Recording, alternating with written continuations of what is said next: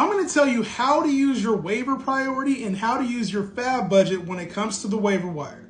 Now, everybody talks about pick up this player, you must draft this player, but not a lot of people talk about how to use your waiver priority or your waiver budget.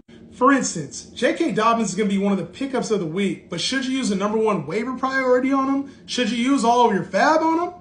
A good rule of thumb to remember is when it comes to your waiver priority, a lot of people are trying to climb to that #1 spot just in case something happens to one of their stars or there's somebody that was dropped that should not have been dropped.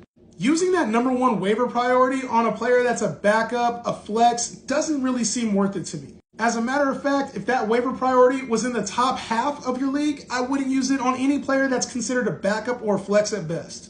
And then when it comes to FAAB, how much budget do you spend on players? For instance, Jordan Mason is going to be one of the top running back pickups of the week. You'd have to probably burn 20 to 25% of your budget in order to get him. I'm here to tell you that that's not necessary. Think of your FAAB as an investment in your team. It only gets more valuable as you need those wins or if something happens to your players. On most players, I'm spending less than 10% of my waiver budget. More often than not, it's going to be $1 or 0 bid.